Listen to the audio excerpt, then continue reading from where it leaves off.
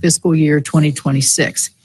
You've taken the helm of a large agency with thousands of dedicated career staffers whose work each day makes Americans healthier and safer and ensures our global leadership in science and biomedical research. In your first few months as secretary, you've made many changes in the department that will lead, I believe, to a healthier America. This committee looks forward to hearing more from you on the details of your proposed reorganization for HHS and working together to make America healthy again. HHS has always worked with Congress when considering and designing reorganizations, and I encourage you and your staff to work closely with us as you move forward. Your fiscal year 2026 budget proposes a reduction in funding for HHS of 26%. I would say, ask you to take a careful look at each and every program at the department, and I look forward to reviewing your full budget request, hopefully very soon. This committee wants to work with you on improving HHS so that the agency can move more efficiently and fund the basic science. I'm concerned that our country is falling behind in biomedical research, and this should be a concern for all of us who want to make investments in biomedical research. Investing in that has proven to save lives while exponentially strengthening our economy. NIH-funded basic research is also behind many of the 600-plus new cancer treatments that FDA has approved over the last 20 years. NIH-funded research led to the development of buprenorphine, a medication for opioid addiction. NIH-funded research led to the development of the first overdose naloxone nasal spray, Narcan. For almost a decade, this committee has increased funding towards the goal of finding treatments and a cure for Alzheimer's disease. This goal is very personal to me since both of my parents lived with and eventually succumbed to this horrible disease. These investments have allowed NIH to fund research into a wide variety of potential causes of the disease and build evidence for prevention based on a healthy lifestyle. NIH-funded research of the amyloid protein led to the development of the FDA-approved Alzheimer's drugs in 23 and 24 to slow progression of the disease. All this research is extremely important, and I look forward to working with you to continue to look at diversified Alzheimer's research. Wasteful spending of taxpayers' dollars must end, and I applaud you for taking a hard look at what federal research dollars are funding. And I encourage you to ensure that the fiscal year 2025 funding that Congress has already appropriated is spent in a timely manner, in particular for the vital biomedical research which could lead to life-saving breakthroughs in science. Too many families are waiting for a cure, as you know. We have a responsibility to make sure their taxpayers' dollars fund that research. You and I have talked several times, and I appreciate it so much, about the importance of the NIOSH coal programs in West Virginia and how the work conducted by NIOSH in Morgantown is unique across the federal government. I'm pleased that you brought some of these specialized NIOSH employees back to work earlier this month and then just last week reversed their rifts so that their return to the office will not be temporary. Thank you. Your decision to return NIOSH staff to the office meant that the firefighter fatality investigation and prevention program could issue the final report on the December 27th, 2020 fire that killed a 30-year-old firefighter and injured 3 others in West Virginia. Senior Airman Logan Young was one of many who responded to the Carneysville fire. I'm glad NIOSH was able to finish their investigation and issue recommendations and final report. While your action last week was a good step, there are still other divisions within NIOSH with specialized staff who conduct essential, unique work. I support the president's vision to right-size our government, but as you and I have discussed, I don't think eliminating NIOSH programs will accomplish that goal. I encourage you to look at this closely. West Virginia, my own home state, continues to rank above the national average in both new cancer diagnoses and death. We are thankful for the work performed by the CDC National Center for Chronic Disease Prevention and Health Promotion. And I look forward to learning more about how this important work will be continued under the administration of a healthy America. Substance abuse challenges also continue to be a real problem facing West Virginia and the nation.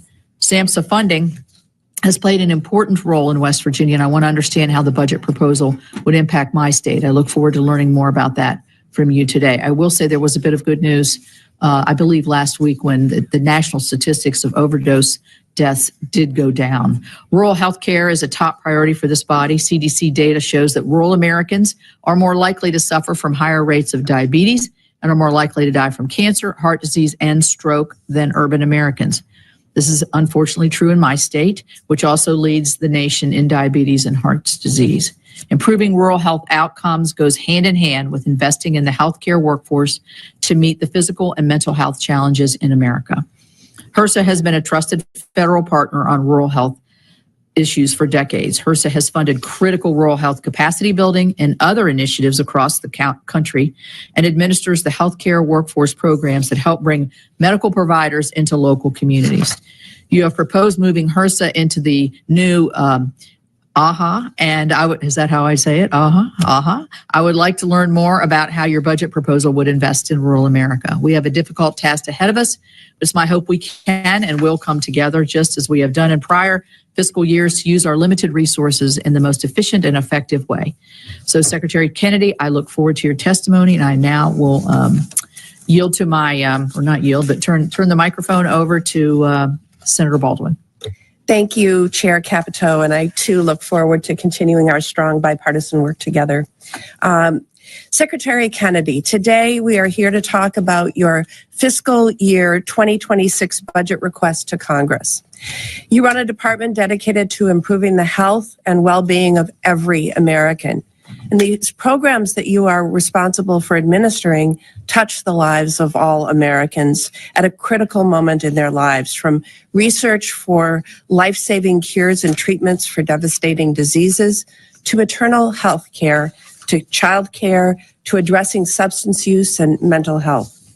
You've repeatedly pledged that you would run the department with, I quote, radical transparency. While this is a great catchphrase, it could not be further from the reality that we're experiencing right now, as we talked about yesterday.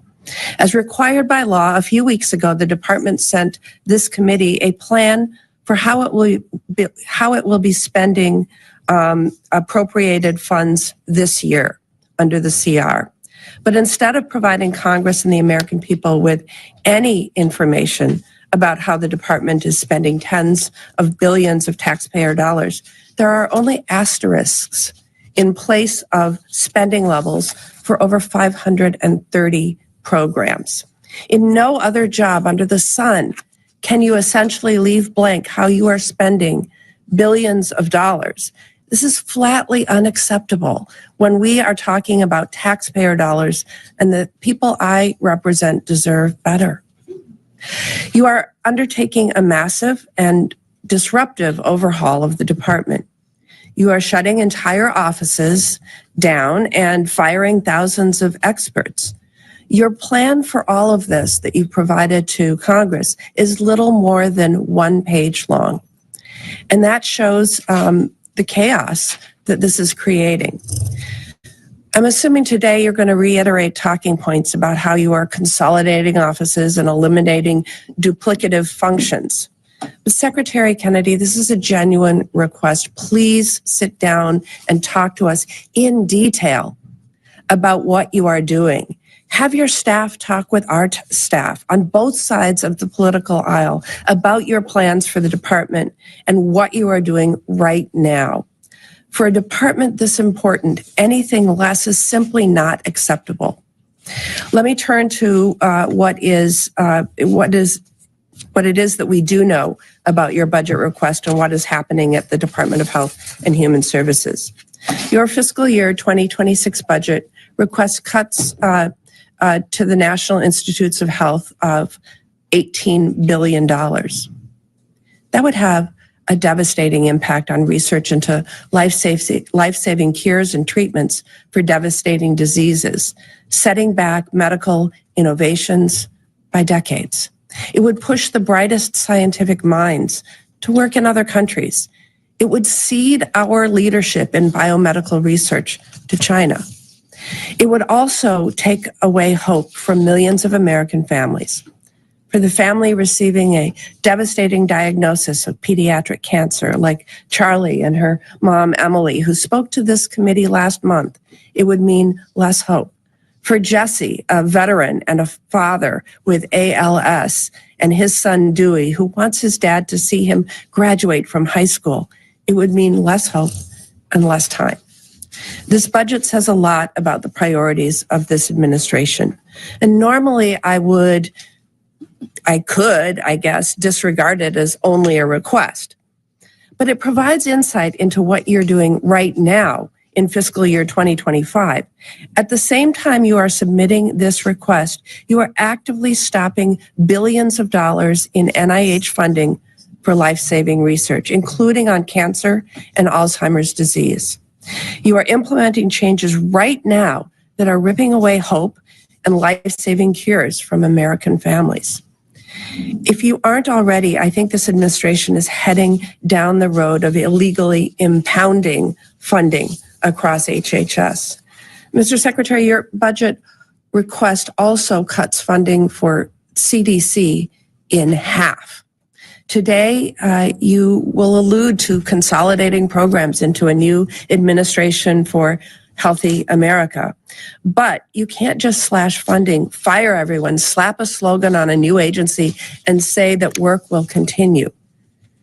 In previous years, I would have called this only a proposal, reassured by the fact that Congress would reject it and rewrite our own. But this year, right now, you are dismantling CDC, seemingly in line with your budget request. Congress did not approve that. On a bipartisan basis, Congress funded the CDC to administer programs that provide critical public health support to states and local communities across the country. That includes the CDC Childhood Lead Poisoning Program.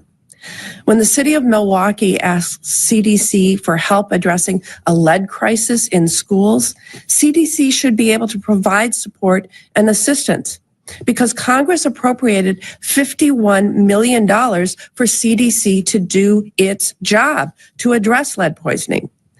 Despite what you told me last week, that you have no intention of eliminating this program, you fired the entire office responsible for carrying it out. So CDC told Milwaukee Public Schools that they simply couldn't help. Your decision to fire staff and eliminate offices is endangering children, including thousands of children in Milwaukee. If you have a proposal to make these programs work better, present it and justify it. Mr. Secretary, you will say that you have to fire thousands of employees and eliminate programs like LIHEAP because our deficit is too large. But you won't mention that at the same time this administration is proposing these cuts, it's proposing tax cuts for billionaires that will add trillions to our debt. You are cutting programs and firing staff with no plan and no understanding of what the department you are leading even does for the American people. And that's why you had to rehire staff working on the World Trade Center health program and screening coal miners for black lung disease. You fired everyone, and now you want to take credit for hiring them back? That's not how this works. Congress provided over $360 million on a bipartisan basis for NIOSH. You eliminated the entire Safe to Sleep program that the Eunice Kennedy Shriver Institute at the Eunice Kennedy Shriver Institute. Safe to Sleep is one of the most successful child safety campaigns in history that prevents 1,500 babies from dying each year, at a time when we are seeing rates of SIDS starting to climb. Without staff, these programs are meaningless, and this is happening across HHS. I could go on and on about how this administration's careless and reckless approach is hurting the people of Wisconsin and this country. These are just a few examples. Mr. Secretary, this committee has worked in a bipartisan manner to improve child care options for working families, address the substance use disorder crisis, support seniors and people with disabilities so that they can live in their communities, and to make the United States the leader in biomedical innovation.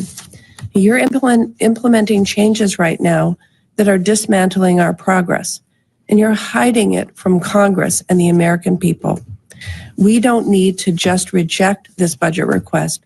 We need to reject what's happening at HHS right now. We need to do that before you have caused irreparable harm. at the department and the programs it administers that millions of Americans rely on. I yield back. Thank you. Secretary Kennedy, we welcome your opening statement.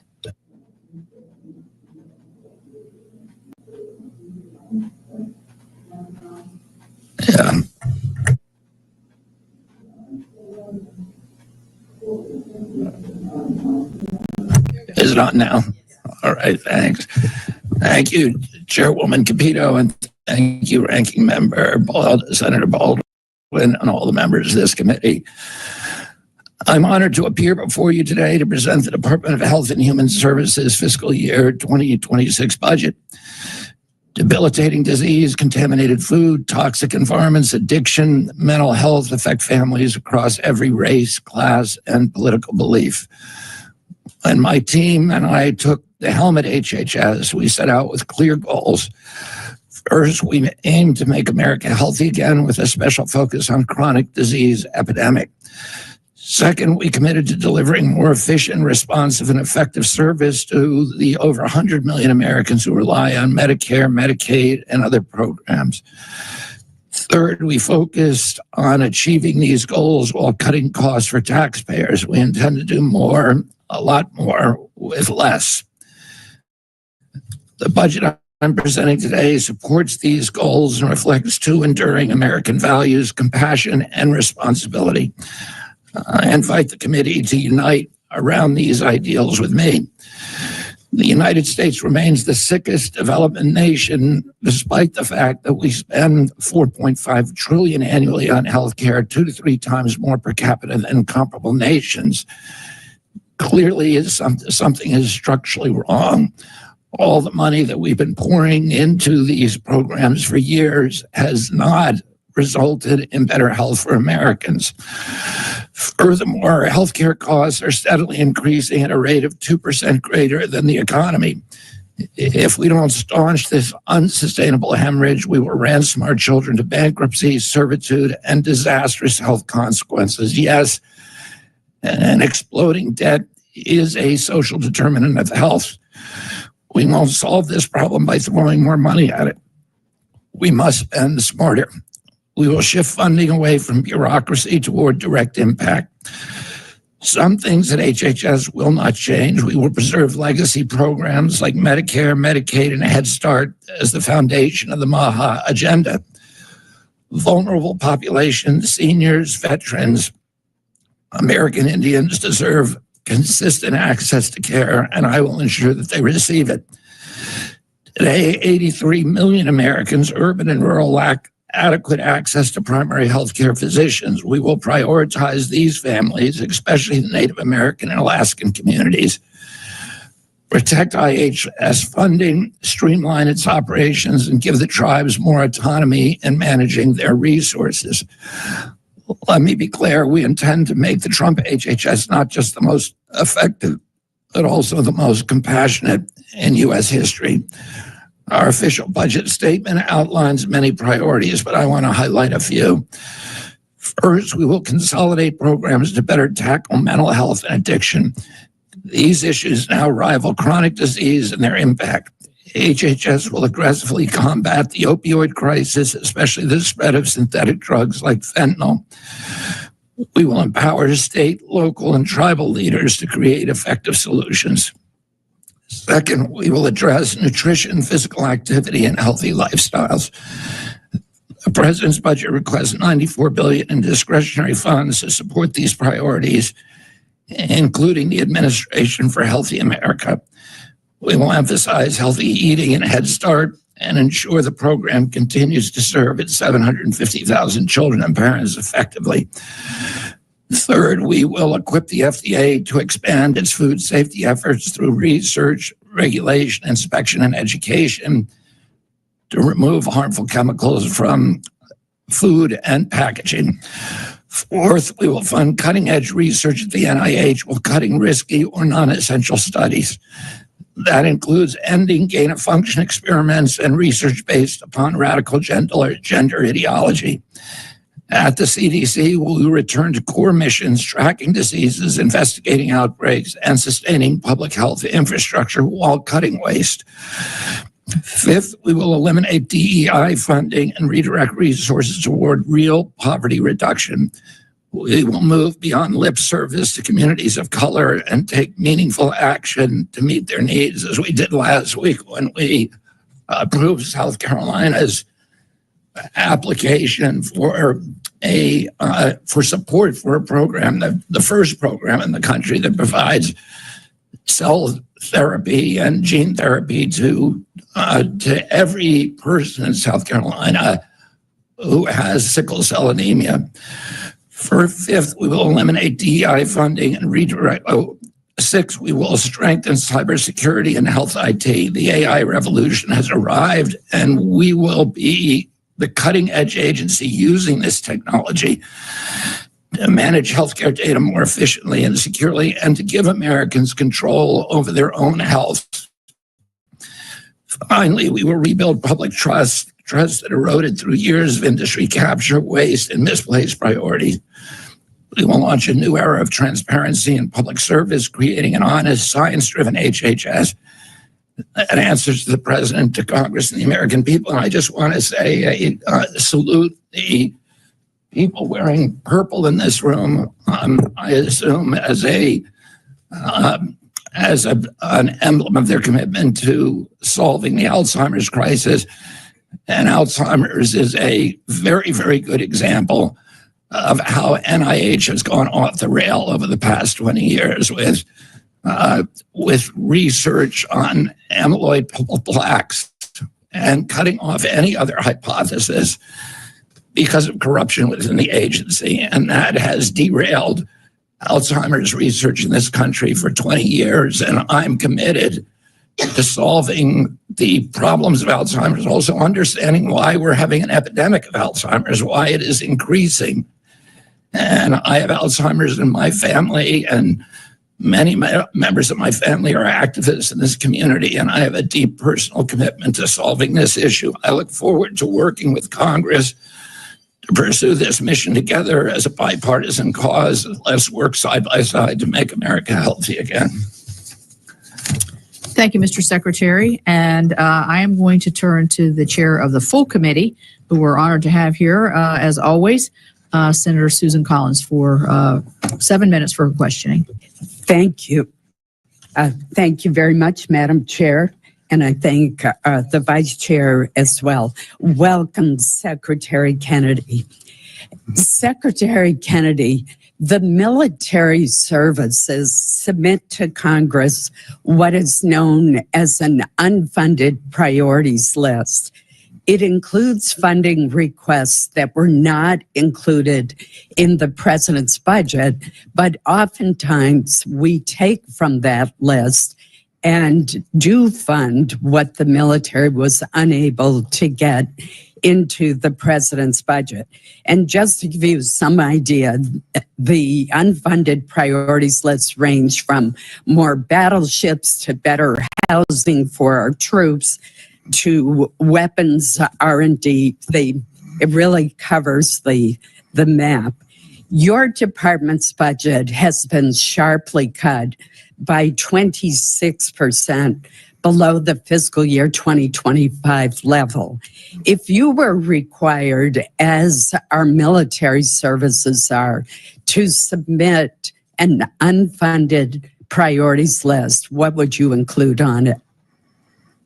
That's a good question, Senator. I would include the research that has been neglected for the past 20 years on chronic disease and what's caused us to go from 3% of Americans of children having chronic disease when I was a little boy and my uncle was president to 60% today. I would want to look at the thousands, over 10,000 chemicals that are now in our food. Most of them have never been tested.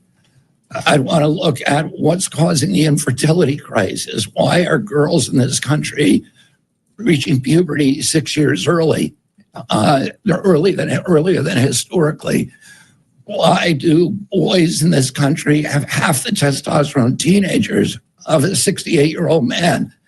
Half the sperm count of a 60-year-old man. I would want to do research on why our bees are disappearing, why 90% hive collapse happen, which is a food issue.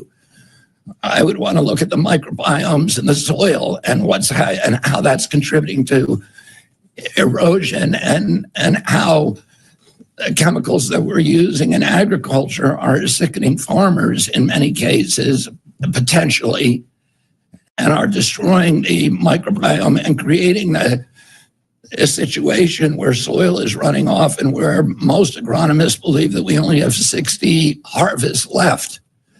And I would want to look at why we're having an explosion in Alzheimer's in this country, not just curing it, but what is causing it. And I think NIH has done a very good job at making cancer more survivable. For example, colorectal cancer, where there's been extraordinary science done at NIH. Why isn't NIH asking the question, why do we have colorectal cancer in children? This is something that's new to humanity, and it was never known before. And now it's an epidemic in our children, and we need to have a balance where we're looking at cures for diseases, but we're also focusing on how to keep Americans healthy so that we can beat these ruinous healthcare costs and that we can have a healthy, productive society. Thank you. I want to turn to a couple of other issues.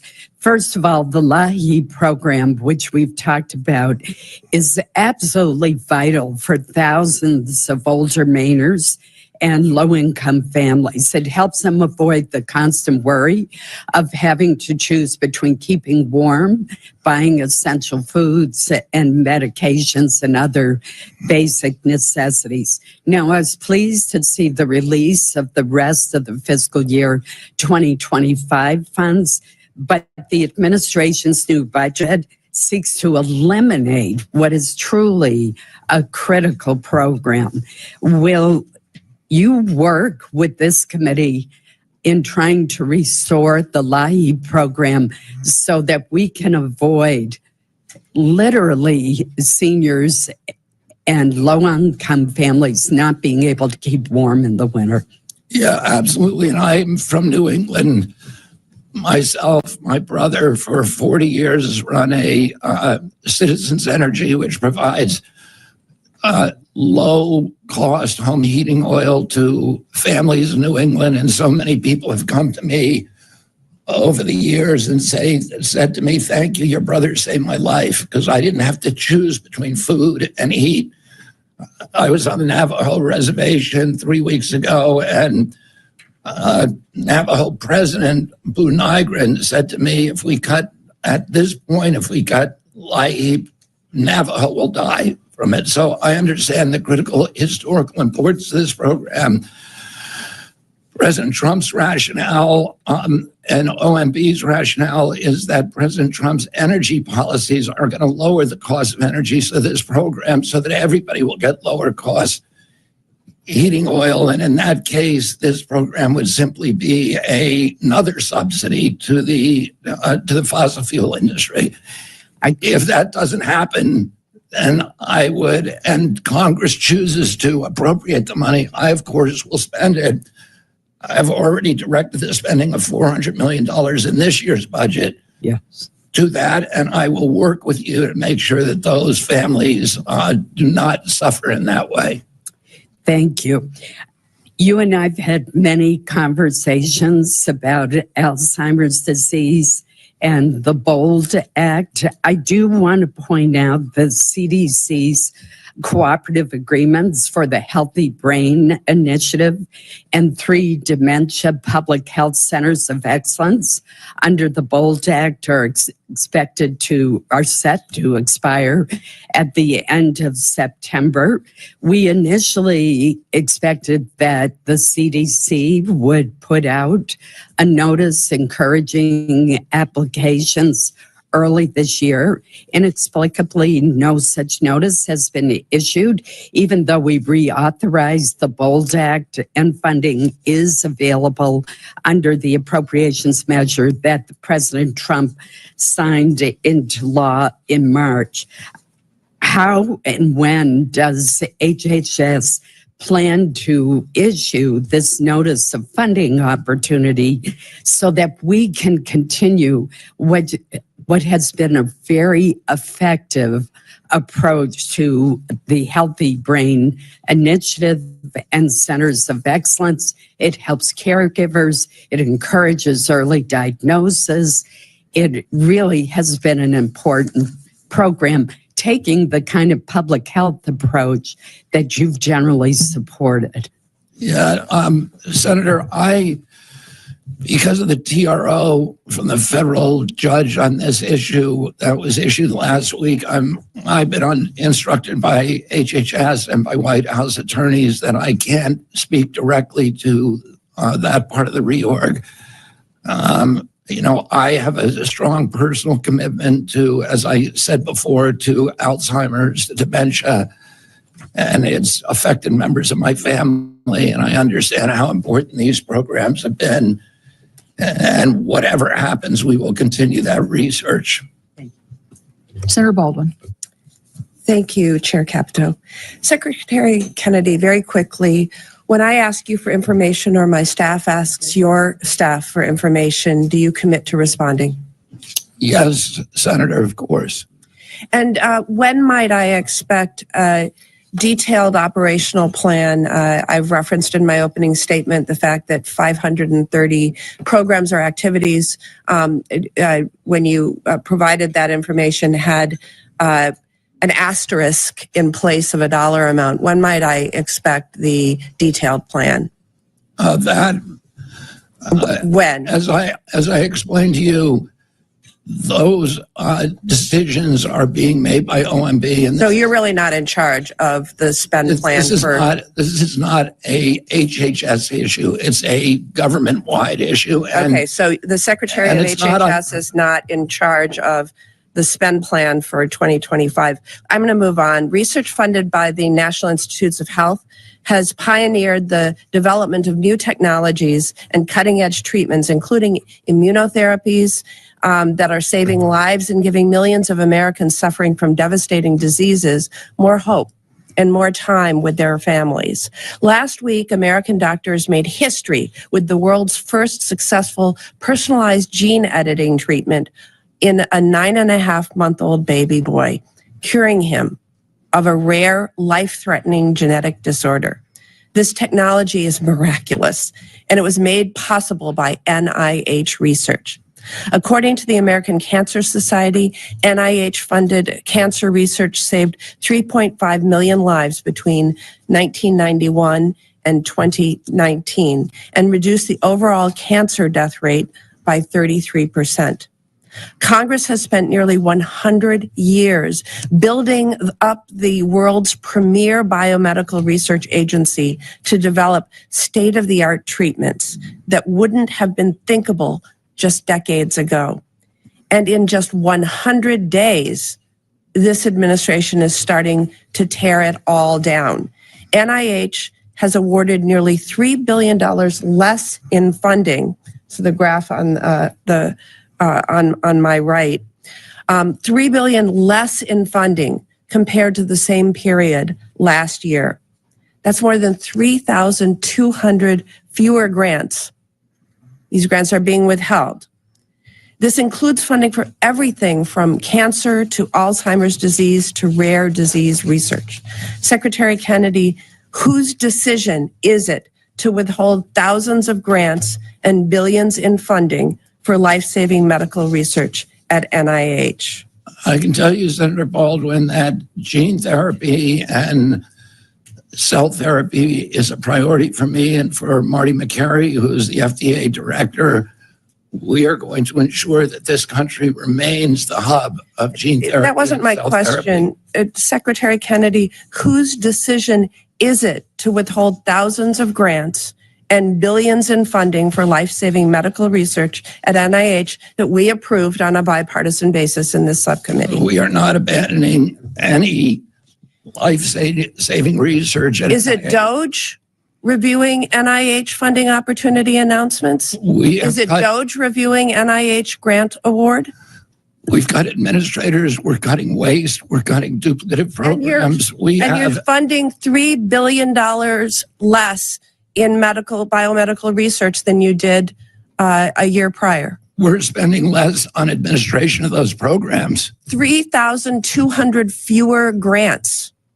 We're spending, well, many of the grants were terminated because they were grants that were not advancing. These aren't grants terminated. These are grants not awarded because the panels weren't convened. We spend 70% of the world's biomedical research out of NIH, 70%, and we're the sickest country in the world. $18 billion or 40% from the NIH budget slow the development of new treatments and cures? And we are the sickest country in the world. So that money has not been well spent.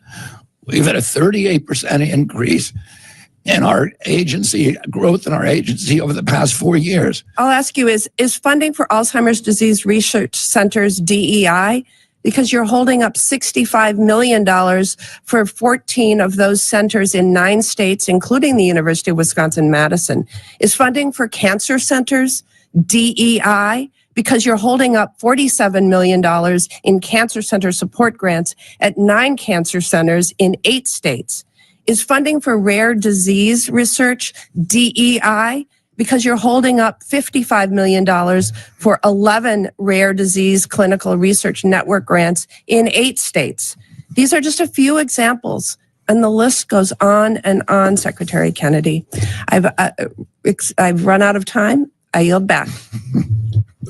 Thank you. This is a fun game we're playing. Mr. Secretary, let's talk about clinical questions and to ask questions and don't give me a chance to answer them. Don't give me time to answer them. Well, maybe in some of my questions you can elaborate on some of that. I want to ask you about the clinical trials because she does have that up on her poster there. Clinical trials are the forefront of research, innovation, and oftentimes represent that last hope for cancer patients and other patients addressing chronic disease when traditional treatments have been effective. These clinical trials often lead to getting life-saving drugs to the market. Has HHS or any sub-agency assessed the impact of patient access to clinical trials through the reorganization effort? We are not cutting any clinical trials. We're not cutting any clinical trials. We're not cutting drug development. Thank you. Cutting administrative costs. A question on indirect costs, because this is a biggie. When it was announced that that NIH announced it would cap indirect costs at 15% for research. We talked about this actually in our meeting. We talked about the possible adverse effects of this. And like I've heard from West Virginia University, Marshall University, which receives smaller amounts, but I've heard from everybody across the country in terms of the research. West Virginia University is a member of the Association of Public and Land Grant Universities, and they are working along with schools and independent research organizations across the country to come up with a new model for indirect costs. Are you aware of this effort, and have you met with them to discuss their work? I haven't met with them, but we are talking with lots of people about a new way to fund indirect Are you aware of the effort that's going on with a whole bunch of stakeholders that are trying to figure out a way to do this better? Yes, we are. And Jay Bhattacharya is very interested in this. And as you know, Senator, there was some of the private universities that were abusing that. We had Stanford, which has tens of billions of dollar endowment that was using our money. We wasted $9 billion last year of NIH budget on indirect costs. We're paying some of these universities up to 78%. That money was not going to research, not all of it. In the public universities, we are very much aware that those universities are using the money well, that it is absolutely necessary for them. And we're looking at a series of different ways that we can fund those costs through them, but not through the independent indirect cost structure, which loses all control, which deprives us of all control of how that money is spent. Well, in my many conversations with a lot of the research, because I don't think anybody here wants to lose our valuable research, and I put you in that bucket as well.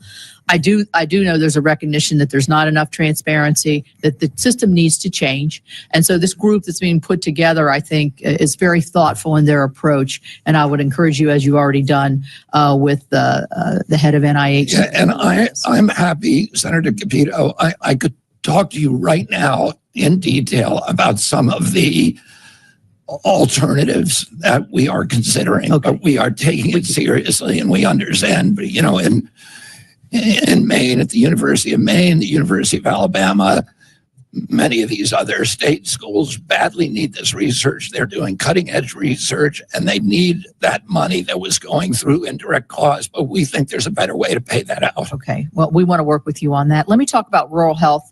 I mentioned it in my opening statement. I know you've been to our state, so you understand the rural nature of many of our states. There's such significant healthcare challenges in rural America. A lot of it's around access. The rates of chronic conditions like diabetes and heart disease are among the highest in the country in rural America. HRSA programs are critical to rural health and initiatives. And you've, in your budget, announced a cut to HRSA programs.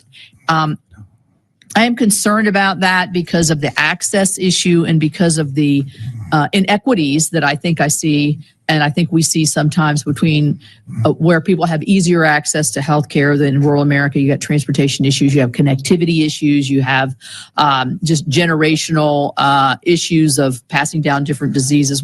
How is rural America going to be better under your new reorganization? There's a lot of ways, as you point out, under HRSA, and this is a priority for me. It's one of the commitments I made. When I was doing my Senate confirmation, it was the issue that was most often raised by the various senators who I talked to. These facilities, we're seeing an epidemic of closures in rural hospitals, rural areas around the country, and these not only provide critical access to care. If you don't have that hospital, people may have to drive 2 or 3 hours to get to a site, and that means people will die. They also are critical to the economy and the culture of rural America. They provide jobs and high-paying jobs, and they're economic drivers for those communities. So we're determined to keep them open and to do everything that we can to help them. And we're doing that through a combination of different ways under HRSA, through the community health centers, the National Health Service Corps, which provides badly needed personnel, which is a huge deficit in rural areas. The GME program, which does education for those through rural health, but also through innovations like to provide better healthcare through telehealth and through AI and through wearables and apps that can actually save people hospital trips.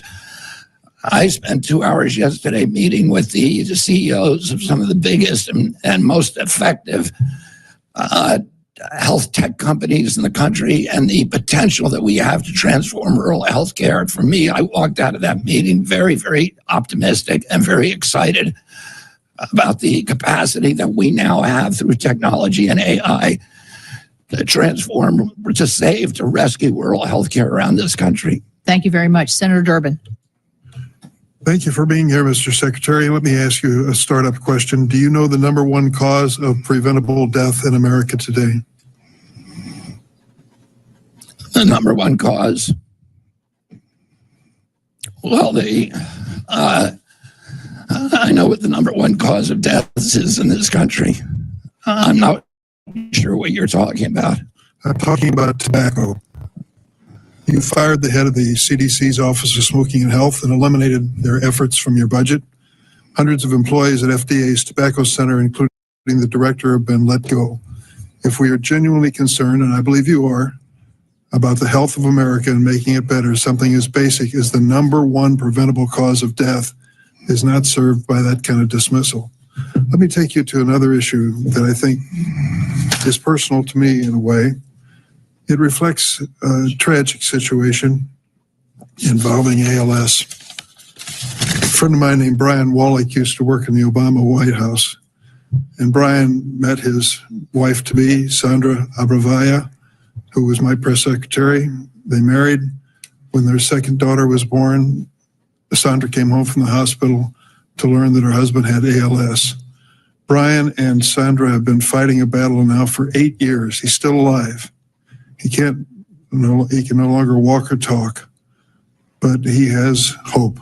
He loves his family, and he's hoping that something will break through in ALS that gives him a chance for a future.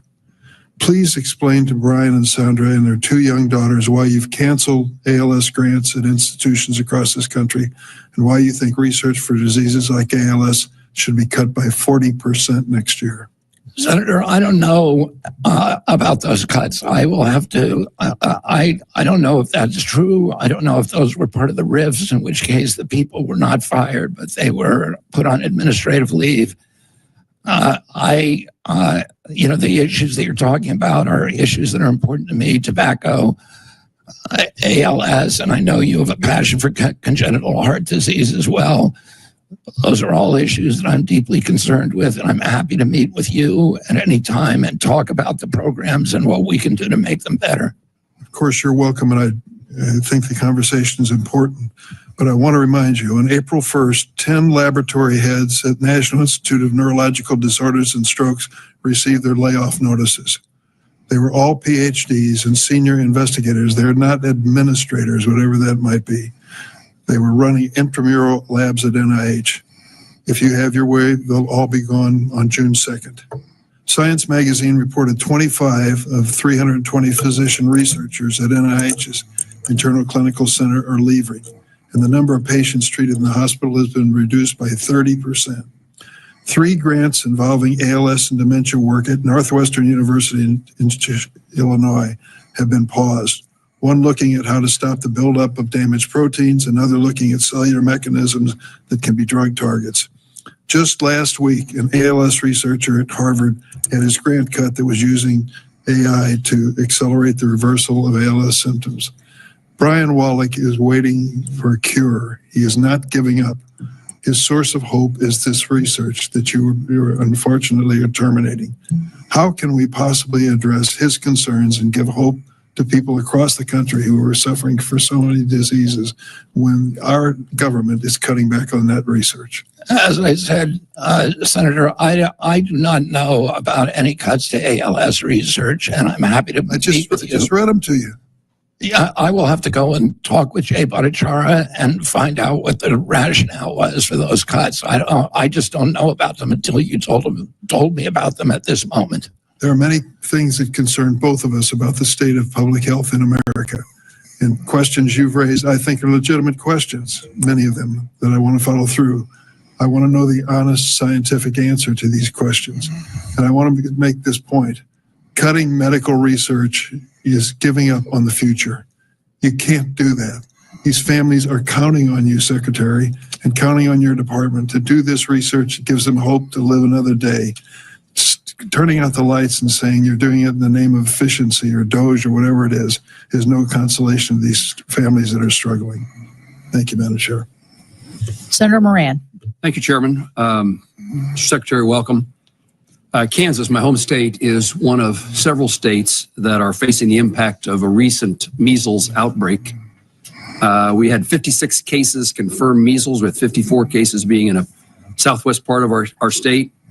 Among the 54 outbreaks, 48 of those patients were unvaccinated or had unknown vaccination status. Overall, the state's cases, 45 of those patients or victims of measles were children. What do you need? What do you need from us? And what can you do currently to be of help to the Kansas Department of Health and Environment in support of their response to ensure that this outbreak doesn't spread, and to make sure that those who have been positive for measles are cared for, and this becomes a thing of the past, not a thing of the future? Yes, Senator. The best way to prevent the spread of measles is through vaccination. We urge people to get their MMR vaccines.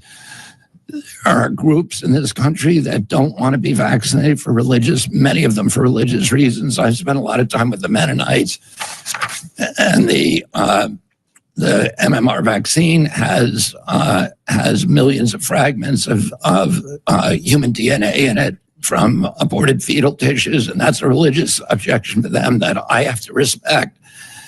We need to be able to treat people who do get sick, which the CDC does not give people advice, physicians advice on now until I came in and we started a new program to treat people who actually get sick. We've done a better job at controlling measles since I came into this agency than any other country in the world. Today we're at 1,035 cases, and we only added 27 cases last week. Canada, which is 8%, 1/8 of our population, has a outbreak double that size, and they added 300 last week. Mexico, which has a population a third our size, is almost the exact number of measles that we do. Europe has almost 7,000 cases, so 7 times what we have. And they're growing and adding cases. We've deployed the epidemic intelligence services to all the states that have requested our help. We have people on the ground in those states, and they are doing a great job at limiting the spread of the outbreak. And if Kansas, the governor of Kansas, wants to contact us, we will deploy a team to Kansas to make sure that that outbreak is curtailed there. Do you have all the tools at HHS to be of help to Kansas and other states? We do. We not only have tools like vaccination and the tracking and tracing and surveillance and analytics and lab support, but we also now are for the first time are able to provide physicians with at least some treatment protocols so that when children do come to a hospital with measles, there's a protocol for treating them. Most children, virtually no child should die of measles. We've only had 4 measles deaths in 20 years in this country. And even before the introduction of the vaccine, the death rate for measles was about 1 in 10,000. So healthy children should not die from measles. And there's ways of treating most of the kids who died either have comorbidities, but in addition to comorbidities, they have bacteriological infections that are associated oftentimes with measles, and we need to give the physicians the tools to treat those bacteriological infections. And they have not had that. CDC has never given them those protocols because it's one solution only, and it has not been a good system. You have demonstrated a support for people with developmental disabilities. Could you talk about that commitment to supporting the work of developmental disability networks and how the federal government can continue to support Americans with intellectual and developmental disabilities? I mean, this is a lifetime passion for me, but also a family passion, and we will continue to provide that support and to provide the best science that we can. And I want to follow up with something that Senator Collins said in support. I want to share my support for the BOLD Act, the Bold Infrastructure for Alzheimer's Act, and again indicate the value of the continued and intense effort in trying to find the cure and treatment for Alzheimer's. Anything you'd like for me to know? Well, I alluded to this earlier on, but the NIH really went off the rails on Alzheimer's research 20 years ago. One of the favorite researchers, the part of the old boys club at NIH, developed a hypothesis that Alzheimer's was caused by amyloid plaque buildups. After that, NIH suppressed any science and refused to fund any science on alternative hypothesis. We are going to change that. Today, fully committed toward the research to... Yeah, absolutely. We're going to find what causes Alzheimer's, what is causing the epidemic of Alzheimer's, and we're going to find a cure. Thank you. Senator Reed. Mr. Secretary, I want to ask you about the CDC's childhood-led program because we've heard a lot of conflicting messages about childhood. Yes, the childhood lead poisoning prevention program. But we've heard a lot of conflicting messages. First, the program was eliminated as part of your restructuring of HHS, and all the program staff was fired. You suggested that that was a mistake and that the program will be brought back online. Last week, you told Senator Baldwin that lead poisoning among children was a very significant issue, and if Congress appropriated the money, the program would continue.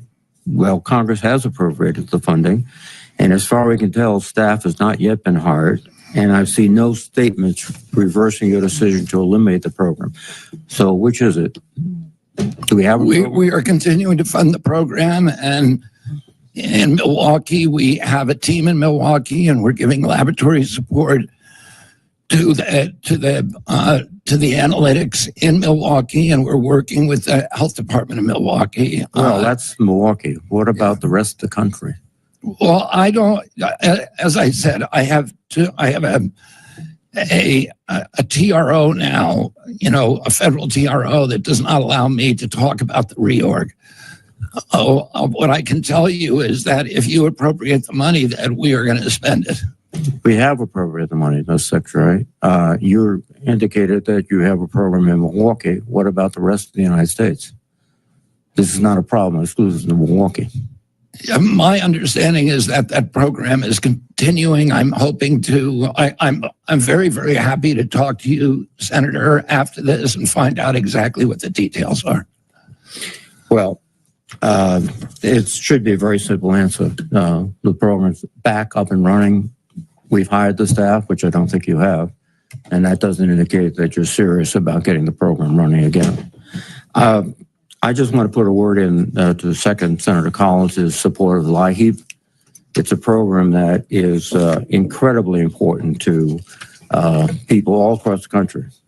Cold winters, torrid summers in the South, people need it.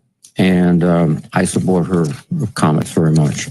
Now, let me turn to an issue, Medicaid. The Nonpartisan Congressional Budget Office estimates that more than 10 million people will lose access to Medicaid because of the bill under consideration right now in the House. In fact, CBO didn't even get to score all of the Medicaid provisions, so it could be higher.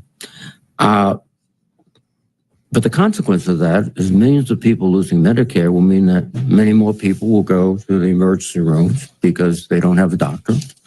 Many community health centers will close because that's the margin that keeps them open. Nursing homes will likely close. In fact, frankly, it will probably undermine significantly the healthcare systems in every state in the union. So why are you making these cuts? First of all, we haven't made cuts. We've only in Washington with those we called cuts. The reductions that are proposed are reductions in the rate of growth over the next 5 years. And those reductions are to eliminate waste, fraud, and abuse. And I'll explain to you, there's 1 million people now on Medicaid who are accepting Medicaid, or collecting from Medicaid in 2 states. That's illegal.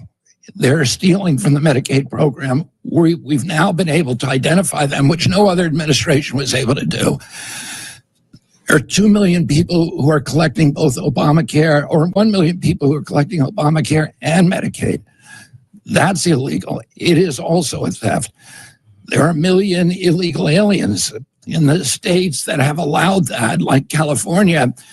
And as soon as we made the announcement that we are not going to allow that funding anymore, Gavin Newsom followed by making his announcement that he's not going to fund it anymore. So his compassion ended where he had to start paying for it. The remaining, and there's only 8.5 million people affected by this. The remaining people who are affected are able-bodied male workers, males, who refuse to get a job, who refuse to even meet the minimal thresholds that President Trump has demanded, that they be looking for a job, that they be getting education. Excuse me, Secretary. That's rhetoric, not reality. You're going to have 10 million people without health care. They're going to the emergency rooms. It is going to undermine the healthcare system in every state of this country. And you'll be responsible along with the president. Thank you. Senator Kennedy.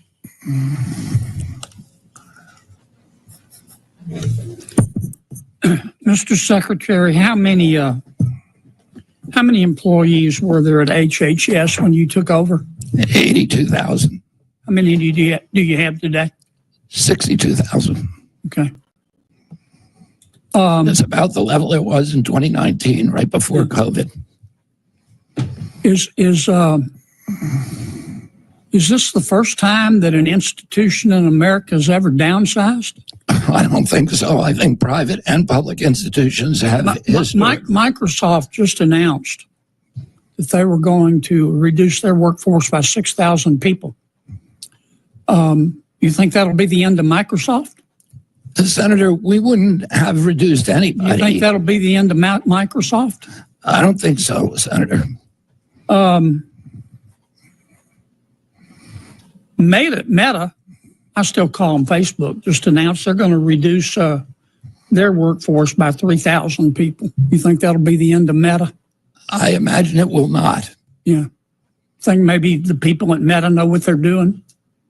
I think that they do. They make a lot of money, Senator. Do you hate NIH?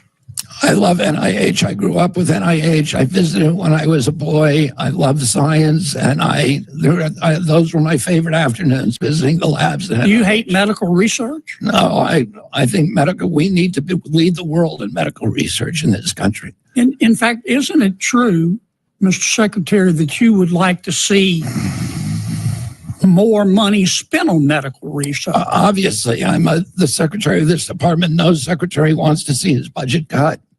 Well, one way of doing that, it seems to me, would be to stop some of the stealing. And let me tell you what I mean by that. Let's suppose you give NIH gives a university $100 million to research, for medical research, to research a cure. And that university takes 30 million of it, doesn't spend it on the research. They use it to subsidize the rest of their university. Does that show a commitment to medical research? No, and I mentioned before the example of Stanford, which was taking 78% in indirect costs, and we don't know what they were spending. That's theft, isn't it? It's not a good in Louisiana. We call that stealing. Taxpayer dollars. We call that stealing.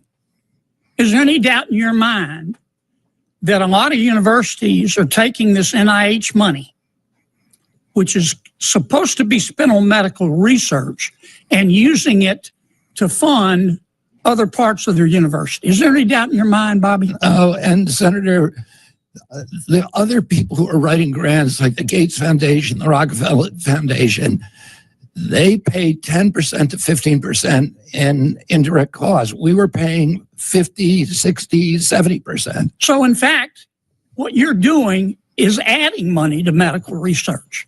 We will be able to fund many, many, many more studies by eliminating that $9 billion, at least part of that $9 billion cost. Okay.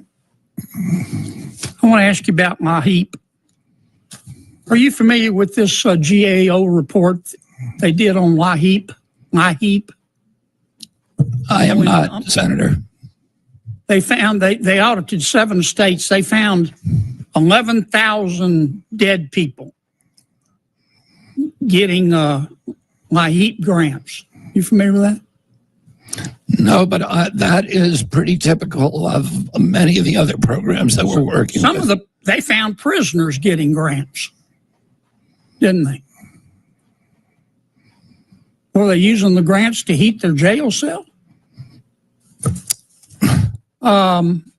They found 1,000 federal employees getting the grants with federal salaries that greatly exceeded the income limits. They found some of those folks living in $1 million homes.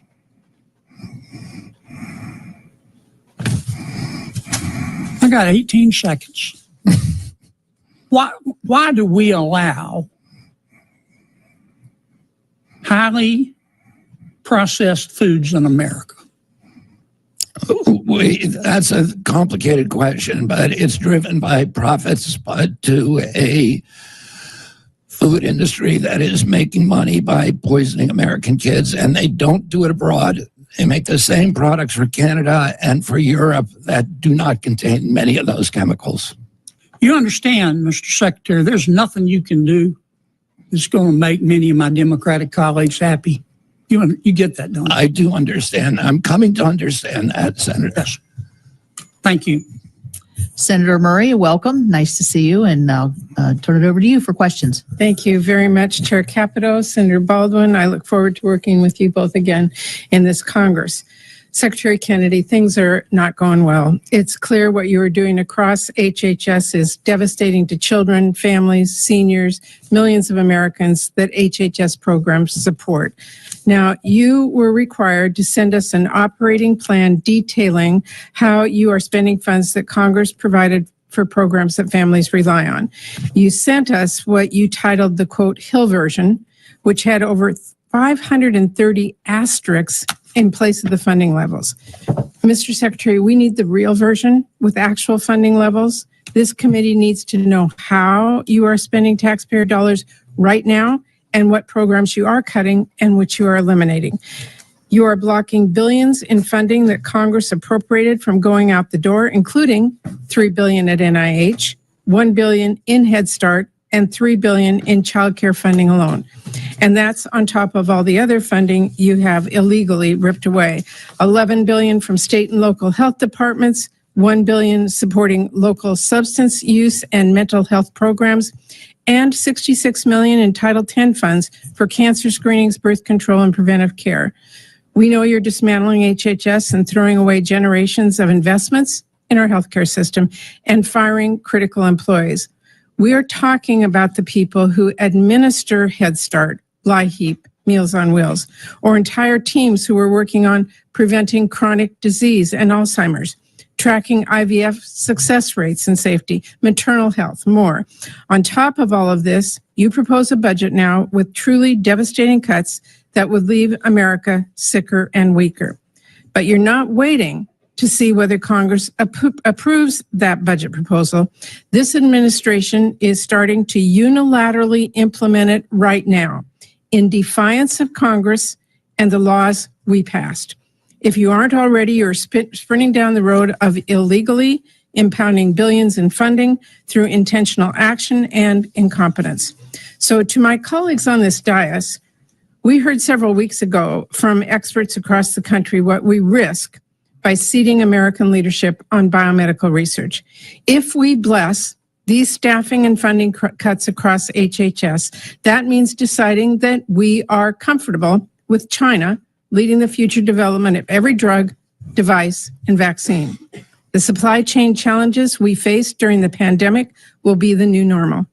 Our access to the latest treatments and cures will depend on other countries. It's time to stand up and assert Congress's authority.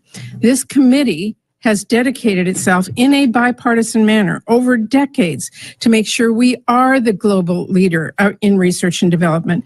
And now all of us know this administration is now setting us back where it may take decades to regain that position. If we don't, decades of scientific breakthroughs and medical discovery and the bipartisan work to support them risks being burned to the ground, and it will be very, very hard for us to rebuild that. We should be setting this country up for failure. We have to do better. Now, Secretary Kennedy, listening to your testimony last week, frankly, left me pretty confused and concerned about what is happening at your department. You repeatedly claim that staffing and funding cuts that have been reported on publicly and even confirmed by your department staff are not happening. So either you're lying or you're not the one making the decisions. You said, and I quote, "I made sure that Head Start was not cut." Later going on to say, there should not be any delays, the funding is there. Well, Mr. Secretary, HHS is delaying billions in funding for Head Start and childcare. These funding delays meant that a Head Start program in my state that serves more than 400 children had to close its doors and left parents scrambling. So let me ask you about another childcare issue. Secretary Kennedy, whose decision was it to withhold childcare and development block grant funding? Senator, I want to point out that in 2021, at the beginning of his administration, President Biden submitted his budget on May. You know what? You made an accusation of me. I'm going to answer it. Okay, I appreciate On May that. 28th, he submitted his budget. So our budget. We're a new administration. Okay, you can go And I down also that want to road. point I out. have just 2 minutes left. I asked you a specific I want to question. point out something, Senator. You presided here, I think, for 32 years. You presided over the destruction of the health of the American people. Well, I have. Our people are now the Mr. sickest people in the Secretary, world Seriously. because you have Mr. not done your Secretary, job. seriously. That is an What have you amazing done about point. it? What have you Mr. done about the Secretary, epidemic I am here of to chronic ask- disease? Mr. Secretary. What have are you done here in about front- the epidemic Mr. of chronic Secretary, disease? seriously, Madam Secretary, Chairman. I would ask you to hold back and let the senator ask the questions. Mr. Secretary, I'm asking you a question about childcare. I'm asking you who made the decision to withhold childcare and development block grant funding. That was made by my department. Okay, and you said last week, quote, "We were not cutting thousands of scientists. We are not cutting clinical trials." But I want you to know in the last 4 months, you fired or pushed out nearly 5,000 NIH staff and terminated more than 1,600 NIH grants. That includes more than 240 clinical trials across the country. So whose decision was it to fire scientists and terminate these NIH grants and the clinical trials? Senator, I don't trust your information with all due respect. You told me 3 days ago or 4 days ago that we had cut a clinical trial in your state, and what you said turned out to be completely untrue, and you knew it was untrue because you corresponded with Jay Bhattacharya before Madam that. Chairman, I will answer that. It shouldn't take me, first of all, raising an issue with you face to make sure NIH is working its way through this. The woman that was in question, as I clarified to you at the last committee, was qualified for a clinical trial, unlike you stated. So Untrue. Untrue. No, that is true. Untrue. She qualified this week. We shouldn't be talking about patients' private I information. agree. Anyway. And let's leave that. And I will just say your staff didn't get back to me till 45 minutes ago. We have the emails. We have the emails from your staff Madam Secretary, 2 weeks ago. Ms. 2 weeks ago, you were corresponding. Seriously. What you said you knew was untrue when you said it to me. You came here to argue with me. I came here to ask you questions about your budget request. Your budget request is asking us to cut dramatically, but I am also making the point that Senator Baldwin made that what you are doing right now is enacting your budget that Congress has not passed by cutting critical funding across the board. And I think this committee will find that to be very detrimental in the future. Thank you, Madam Chair. Senator Hyde-Smith. Thank you, Chair Capito and Ranking Member Baldwin for this meeting. And thank you, Mr. Secretary, for being here. I'm going to get right to the point because I want to make the most of my time. I could not be more supportive of this administration's goals to improve mental and physical health of all Americans and to gain a better understanding of why our nation struggles in certain areas. However, I am deeply concerned with reports from reliable sources that's now appearing in the media that the Maha Commission's initial assessment, which is expected to be released this week, may unfairly target American agriculture, modern farming practices, and the crop protection tools that roughly 2% of our population relies on to help feed the remaining 98%. I trust these reports are not true and that this initial assessment prepared over the course of 3 months is not intended to serve any hidden agendas. Hidden agendas such as suggesting that products that have undergone the EPA pesticide approval process, which is widely considered to have the most rigorous standards in the world, are unsafe. Let me be clear, human health comes first, number one. It's a priority, and we certainly want that. But a vital component of human health relies on access to safe, affordable, and abundant food supply. If Americans lose confidence in the safety and integrity of our food supply due to the unfounded claims that mislead consumers, public health will be at risk. I've said this before, and it's worth saying again. Countries have gone to war over many things, politics, religion, race, trade, natural resources, oil, pride, you name it. But threaten a nation's food supply and allow people to go hungry. Let's see what happens then. Mr. Secretary, two key provisions of the MAHA executive order stick out to me with respect of our exchange today. One, subsection A of section 2 states, all federally funded health research should empower Americans through transparency and open source data and should avoid or eliminate conflicts of interest that skew outcomes and perpetrate distrust. And 2, subsection C of this section states, agencies shall work with farmers to ensure that the United States food is the healthiest, most abundant, and most affordable in the world. Mr. Secretary, with respect to the subsections that I just mentioned regarding conflicts of interest, skewing outcomes, and perpetuating distrust, do you think American farmers and ranchers will believe you're living up to this principle when they read your initial assessment later this week? And we all know with confirmation what confirmation bias is, and it's no secret that you were involved with pesticide litigation prior to becoming secretary. Has your past or personal opinions influenced the initial assessment in any way? And regarding subsection C, how would you do things differently than what EPA and other federal regulators have already done? In the case of glyphosate, for instance, one of the most thoroughly studied products of its kind, we're talking about more than 1,500 studies and 50 plus years of review by the EPA and other leading global health authorities that have affirmed its safety when used as directed. Have you been able to refute thousands of studies and decades of scientific review in a matter of months? If you would answer those, and then I have some closing points. Yeah, your information about the report is just simply wrong. The drafts that I've seen, there is not a single word in them that should worry the American farmer. And you can prove that beyond a shadow of a doubt? That well, you'll see the report. It's going to be released on Thursday.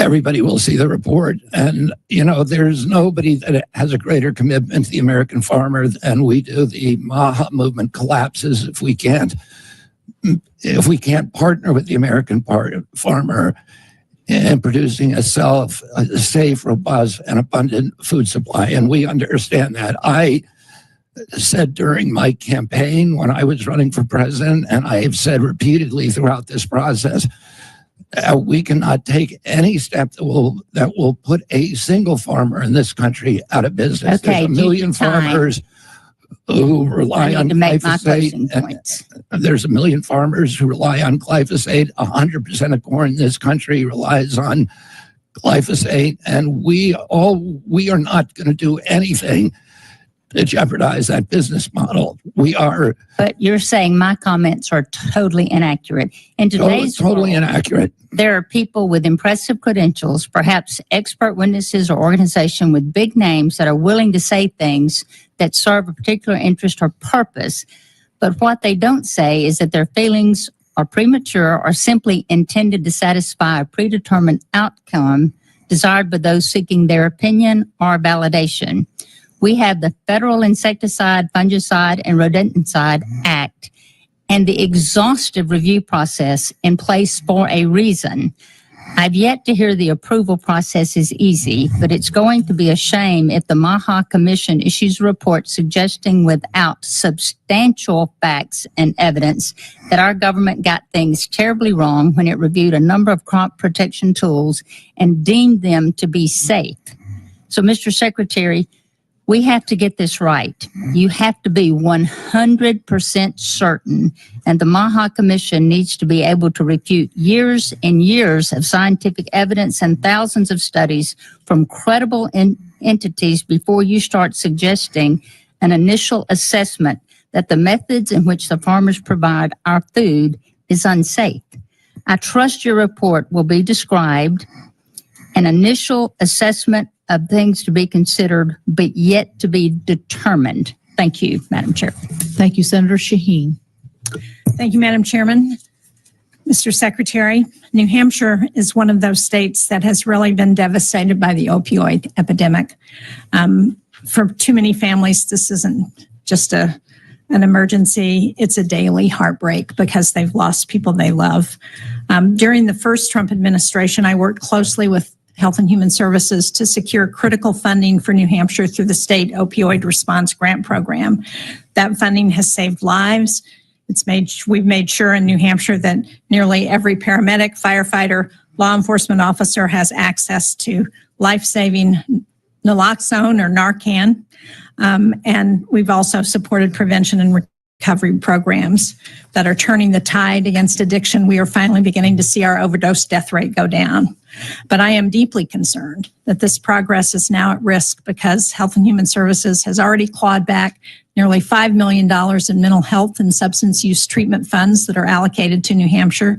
And now your budget proposes eliminating SAMHSA entirely and consolidating critical substance use and mental health block grants under a vague framework that's not at all clear to me. So, Secretary Kennedy, will you commit to preserving the state opioid response grant program and to working with this committee, with my office, to ensure that states like New Hampshire, which are suffering from high rates of addiction, receive the funding and support that they need? Senator, this is an issue that's very close to my heart. I lost a brother to this disease. I lost other family members. I lost a niece who was essentially a daughter to me. During the pandemic, I had my own 14-year struggle with heroin addiction, and it's always been a priority, and it will continue to be a priority for me. And I think all of the interventions that you talked about are interventions that we're going to support on Narcan, naloxone, naltrexone, Suboxone, methadone. My own bias is toward community care programs that I think are less expensive and the most effective, but there are many people who cannot take advantage of them, and we will continue to support the states Mr. and Secretary, state programs. I don't want to interrupt, but I understand. I have read some reports of the struggles that your family has had, so I appreciate and understand why you would be sympathetic to this challenge. And that's why it's so hard for me to understand why you would be considering programs that have been working like the state opioid response grants, because what they do in New Hampshire, maybe they don't do this in other states, but in New Hampshire, those dollars go directly to the local treatment programs. We have a whole system that's set up based on those that allows people to get treatment and recovery in their communities, that's designed to ensure that they can get that. And so that's why I'm so troubled by the idea that you would eliminate the entity that makes those grants available. Senator, we support 500 community care facilities around the country. We're going to continue to do that, and we will continue to support the most effective ways of ending the opioid. And we have not done a good job at that in the past. We can do a lot better. We need outcome-based care. So, but you won't commit to preserving the state opioid response grants? I have to look at that particular grant, but if it's working, we want to support it. To move on to another topic, I co-chair the Senate Diabetes Caucus alongside Chair Collins, who I think has been here already today. We've spent years, literally, working to try and increase funding for diabetes research, to ensure access to new treatments. It's one of our most expensive chronic illnesses in this country. And yet earlier this year, your administration announced a pause on the Diabetes Prevention Program Outcome Study, which is one of those initiatives that's designed to help us figure out what the long-term impacts of diabetes are and how we can better intervene and promote alternatives. So this study, I think, is essential to understand how we better address diabetes. And you've consistently emphasized the need to improve chronic disease treatment in our country. So again, will you commit to funding this study so that we can continue to learn how to better prevent and treat diabetes? I have no idea why that study was paused. If it was paused, I would have to talk to Jay Bhattacharya about that. There were thousands of studies that were put on pause and then refunded. I expect that knowing Jay's commitment to it, my commitment to that study will continue to be funded. So you will commit to looking at that. And Oh, I will commit to looking at it, and I'm happy to talk to you and to your staff at any time to try to help you with this issue. thank you. Thank you, Madam Chair. Thank you. Senator Mullen. Thank you so much, and thank you, Secretary, for being here.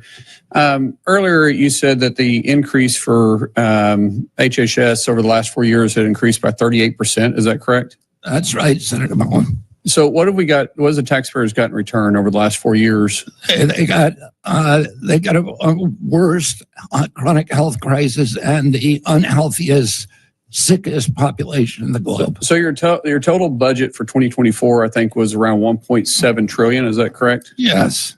So we've had a 10% increase across that. We've received nothing in return. We've had a 38% increase in 4 years. And at the with same nothing in return. And nothing in return. And we have my Democrat colleagues that are complaining about cutting spending.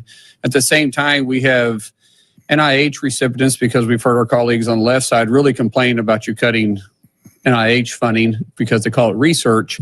But is it really research? I mean, let me just throw some numbers out here for you. Harvard received $488 million in NIH, and 69% went to indirect cost, meaning didn't go to research.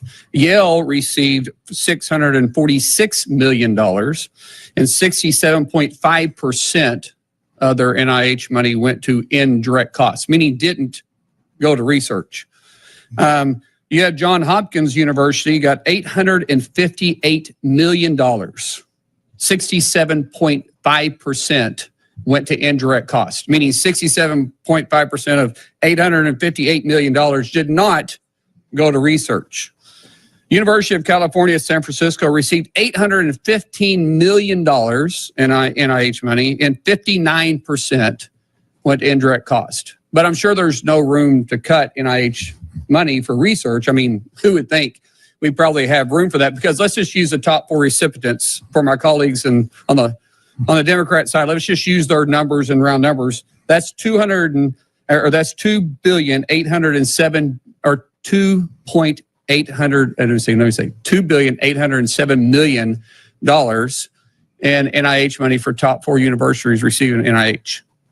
Out of that, $1.684 billion went to indirect cost.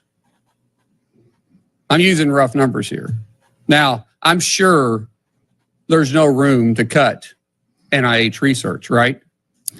There's room to cut the research both through the indirect cost, which the total cost was $9 billion last year in indirect research. So that's $9 billion that did not go to research, but also $9 billion that went to other things like flowers at the university. Right, and the way we don't know what it goes to. And the way it works is if we give $1 million grant and there's a 60% indirect cost, that means they get to keep the $1 million grant, but we have to give them another $600,000 for their indirect costs. So that's the way it works. And the private universities that have the big endowments, like you were referring to, they're the ones that get the most inflated numbers.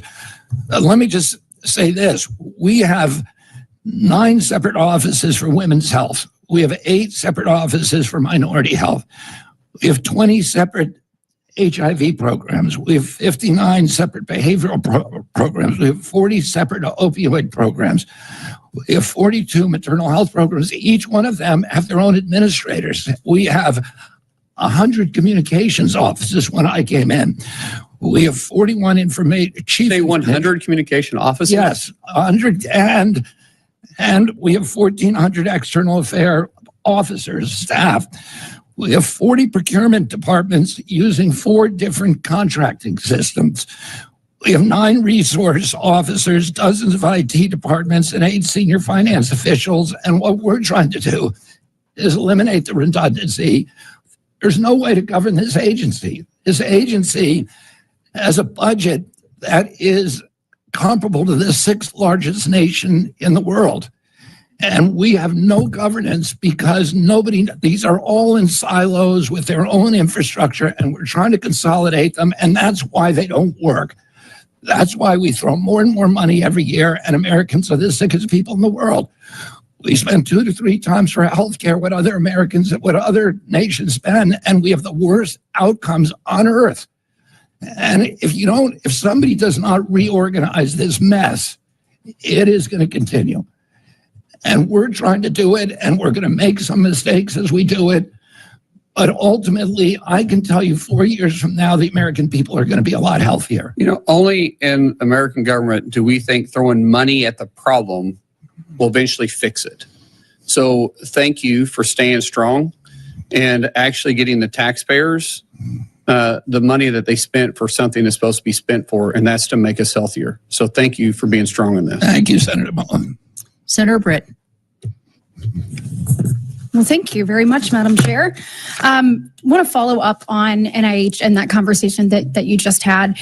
I think every cent of hard-earned taxpayer dollars should be used responsibly, should be used efficiently, judiciously, and we have to be accountable. And I appreciate you taking that approach to every portion of the areas in which you oversee. You mentioned, Senator Mullen obviously mentioned several of the people that we feel like are not utilizing this right and are taking advantage of the system. I want to say thank you for your comments last week at the Help Committee, where you specifically pointed out the University of Alabama and the system, University of Alabama at Birmingham. You weren't here, I pointed it out again. Well, thank you. I appreciate it. As people trying to do it right, trying to make sure that we can create life-saving and life-changing research that positively impacts the lives of not only Alabamians, but Americans and people across the globe. And I just want to thank you for the engagement that we have had on that issue, the continued dialogue we've had so that we can work to try to get it right. And so just wanted your commitment to continuing that conversation as we work to make sure that we use hard-earned taxpayer dollars wisely and efficiently, and we also make sure that we have life-saving and life-changing research that continues. Yes, Senator, and based upon some of our conversations and conversations that I've continued to have, expressing your concerns, particularly for the state schools that do not have endowments and that really need lab support and need gloves and test tubes and mass spectrometers and all of the things that you need to do first-class science. We want to be paying for that. Good. Thank you so much. And we figured out devices in which we can do that, but not through the indirect cost mechanism. Well, thank you so much. I look forward to continuing that conversation with you. I also want to thank you as a mom. So out of all of the different secretaries that we voted on and confirmed, I think my friends were most excited about you because they thought for once they had someone that was willing to take on, whether it's big companies or big tech in the name of health for their children. When it comes to social media, that's something as a mom of a 15 and a 16-year-old that I get to see the effects of firsthand, not just in my own home, but with my friends and things that are happening in the community. I wanted to talk with you a little bit about that. We've seen the rate of depression amongst young people more than double. We've seen 1 in 3 high school young women actually consider death by suicide. If you look at those same numbers, 25% of those actually made a plan to take her own life. And then you had 13% of high school young women actually attempt death by suicide. We saw the Surgeon General come out and say there needs to be warning labels on social media. People need to know about the mental health challenges that can occur from use, persistency, and that. Just want your commitment that you, obviously, as you take on toxins in the air, things that are in the environment, things that are in our food, that we'll also look at the things that are in our children's hands and how we can do better to put up guardrails to allow them to continue to explore, but to do it in a safer manner. Yeah, absolutely. And I want to thank you for your support, Senator. I had a conversation with 2 of my grandchildren this weekend, and one of them used the word anxiety, a 5-year-old boy. And I was thinking that I didn't know what that word was probably until I was a teenager. I never heard anybody use it. But today it is part of the vernacular in young people. And why is this happening? Why are our kids anxious and fearful and depressed and suicidal? For Black children in this country, suicide is now the #1 cause of death. On the Indian reservations, it's now the #1 cause of death. And why are we having this epidemic of loneliness, of alienation? And some of it may be social media, and we're looking into that, and that's part of our portfolio. Yep. But a lot of it may be coming from our food, and we know that the food we now understand that food disrupts microbiome, and it causes these mood swings and anxiety, and we need to look at those. Well, and I'd love an opportunity to work with you on that. And I know I'm running out of time.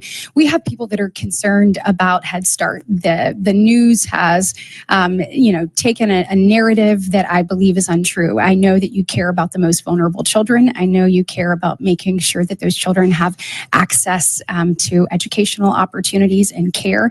And could you just speak directly to those families and providers about what this administration's plan for supporting and sustaining Head Start in FY26 and how you're working to provide them with the stability that they need to serve those vulnerable children as well? I'm very grateful to Russell Vought. I told him how important Head Start was to me. My uncle, Sarge Shriver, started the program. There's 800,000 of the poorest kids in this country who are served by that program. It not only teaches the kids, preschool skills, reading, writing, and arithmetic before they get to prepare them for schools, but it also teaches the parents, and it teaches them how to be good parents. And we see that the children who are exposed to those programs have less contact with law enforcement later in life. They're more likely to graduate from high school and college. They're more likely to hold down jobs. There's a lot of problems with Head Start. We've kept it fully funded, and I'm very grateful to Russell Vought for that and to the president. But there's things we need to correct. One is the food that they're serving at Head Start is terrible. We need to change that. We're poisoning kids, from the poorest kids from their youngest years, and we're going to change that. And then there's other issues, too, that need to be corrected, but we're going to have a better and brighter Head Start by the end of this administration. Well, I look forward to working with you on that, so many other issues, and also the wage index issue that is really hurting Alabama and our rural communities and hospitals. So look forward to continuing our good work together. Thank you, Senator. Senator Rounds. Thank you, Madam Chair. Mr. Secretary, welcome. Hey, Senator Rounds. Long day already. Let me go through a couple of items that, if I could, please, and I know you've heard a number of questions in terms of where things are going. Let me share with you one that I think we may need some help from you specifically on. President Trump issued an executive order to boost the American mineral production. He did that on March 20th. The National Institute for Occupational Safety and Health, or NIOSH, mining program supports this goal by funding research at the nation's 14 accredited mining schools, including the South Dakota School of Mines and Technology in Rapid City. This includes support for critical work in metallurgy and mineral processing, fields where the Black Hills region has been a national leader. However, my office has learned that staff at NIOSH's Spokane Mining Research Division have been laid off. This office focuses on the unique challenges of Western mining, operations that are often more geologically complex and exposed to harsher conditions. This division provides critical technical support for institutions like the South Dakota School of Mines and Technology, which recently received a $1.25 million grant to improve underground mining safety. However, the grant has now been canceled due to loss of oversight from the Spokane office. This is not just a missed opportunity. It undermines our ability to meet national security goals tied to mineral independence and supply chain resilience. Mr. Secretary, given the President's directive to increase American mineral production and the clear role that NIOSH plays in supporting research at accredited mining schools, can you help with regard to why, or can you explain, or are you aware that the Spokane Mining Research Division basically has been shuttered? And how does this work in terms of how do we get that research done, particularly with Western mining? And this is one in which clearly the President wants us to focus with creating a supply chain within the United States. Senator, I was able to bring back 328 NIOSH workers mainly for soft mining, soft rock mining, coal mining in Cleveland and Morgantown. And to reinstate some of those other jobs, I will work with you. I've spent a lot of time, as you know, in your state. I've been many friends who are working at the mine up in Deadwood and Leeds, South Dakota. I've been myself to the bottom of that mine many times. I understand the health concerns and how brave you have to be to undertake that kind of work. We need to protect our miners. We need to protect them because they are the future of our country. You would work with us to find. I want to work with you on that, and I hope you'll contact my office. Absolutely, Mr. Secretary. Be happy to, and just wanted to bring it up because this is one that we need to get fixed. So I appreciate your looking into it. Also, since 1995, NIH has invested nearly $1 trillion into U.S. biomedical research. In 2021, the Biden administration updated NIH's data management and sharing policy to promote greater transparency and accessibility. Yet much of the research data remains siloed, inaccessible, or trapped in outdated formats, making it difficult and costly for innovators to use. This limits the impact of taxpayer-funded discoveries. To address this, I've sponsored the GUIDE Act with Senator Heinrich to modernize federal data systems, making sure that they are AI ready and accessible for responsible innovation. Secretary Kennedy, what are the main barriers, technical or institutional, preventing NIH from creating clean, modern, accessible data sets that drive discovery and innovation? One of the most exciting things that I'm most excited about in running this agency is the opportunity, the unique opportunity we have now to update those computer systems to crush down those silos, which we are doing. And a lot of that is just bureaucratic inertia.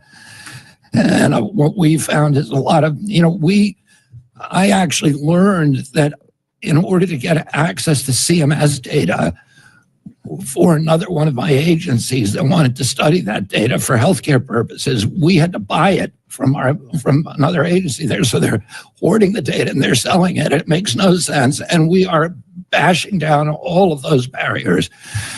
And we're going to digitalize our data. We're going to depersonalize it. We're going to put it on AI, and we're going to make it public through data sharing agreements that allow people all over the country to access it and take advantage of it. Let me throw you one. And I look forward to that legislation because I want to say this. We have been able to recruit the top minds in Silicon Valley to come into the agency, people who've walked away from billion-dollar corporations, not because they want prestige or they want position. They are there because they want to transform the agency by making it AI friendly. I spent yesterday all day talking with the innovators from private industry about how to get them that kind of data. So it's a huge priority for me, and I look forward to working with you on it. Mr. Secretary, thank you. And my time has expired, but I've with permission of the chair, I need to offer one softball question for you. The combination of biomedical research in coordination with AI in terms of speeding up the processing and so forth tells us that we can make discoveries and cures for some of the main dread diseases that afflict mankind today. And we can do it within a very short period of time period, which not only would save federal taxpayer dollars in terms of long-term treatment, but also improve the quality of life for millions of Americans and families throughout the world. Would you agree that the combination of biomedical research with artificial intelligence accelerating that discovery process could very well improve the quality of life for millions of Americans? It's already happening at FDA. And, I had a conversation with Marty McCary last week, or even the initial introductions that we're making with AI have already quickened the clinical trial process. So, I can't even imagine the kind of opportunities that we're going to get from this, from transitioning to AI and marrying that with biomedical research. Thank you, Mr. Chair. Thank you, Mr. Secretary. Thank you, Madam Chair. Thank you. Senator Merkley. Thank you very much, Madam Chair, and good to see you, Mr. Secretary. And I wanted to address a topic that I think you and I may have similar thoughts on, perhaps the president has similar thoughts on, and that is real concern about the high cost of medicines in the United States of America. Back in October of 2018, President Trump, in his first term, noted that it's not acceptable that Americans are charged more than others in the developed world, and that we should be the most favored nation. My team connected with the White House team to say, I had a bill and to end the gouging of Americans on drugs, saying that they couldn't charge us more than the average price that was charged in Canada, Australia, Japan, and a group of the larger European nations. It seems just clear to me that given the taxpayers of the United States put more into the R&D of these drugs than any other citizens anywhere in the world, we should at least get the fairest price, not the worst price. And I believe that I read comments by you that supported that general notion. Absolutely. And I told one of the senators, I don't know if the bill that you're talking about is the same bill that I talked to Senator Sanders about last week, but it's something that we're very excited about. The president announced a EO on most favored nation status last week, and I was present for that and helped craft the EO. And we are already in negotiation with the drug companies to discern the ways that they're going to comply with that. So it's something the president is committed to. I'm committed to. Why do we spend it? Why can an American fly to London and buy Ozempic for $88 a dose, and from the same factory in New Jersey, in the same package from New Jersey that he buys in New York City, or at a list price for $1,300? Thank you. No, it's outrageous, and the difference. Senator Sanders is a sponsor of my bill and Price Gouging for Medications Act. The difference between his bill and mine is that I should say we should get the lowest price at which those companies are selling it to those major countries. His bill says the average price, but it's a slightly different set. But it's essentially the same concept. You offered to work with Senator Sanders toward his bill, but can you extend that same to the group of folks behind my bill or any bill that accomplishes this? Absolutely, Senator. Thank you. You have my enthusiastic partnership in that. I look forward to really working with you, and I know President Trump has again expressed. You mentioned the EO. The EO kind of summons the pharmaceutical companies to negotiation.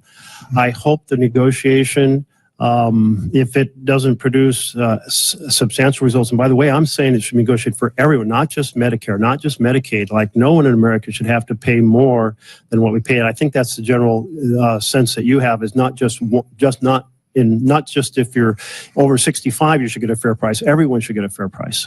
That is our position too. Yes, thank you. I wanted to turn to the reconciliation bill, and I apologize as maybe this has been covered while I was over in foreign affairs, but I wanted to understand express my concerns about the possibility of nearly 14 million Americans losing coverage. The bill, as it hasn't come out of the House yet, but is the administration trying to work to get the version that came through the Rules Committee in the ENC Committee modified so that we do not lose Medicaid coverage? Well, I think there's two issues. One is for Obamacare, and the other, which is that 13 million that you're talking about. The numbers that we're looking at are 8.5 million on the Medicaid, and the Medicaid, Obamacare is a little different, and that's the issue of the extension of the tax credits.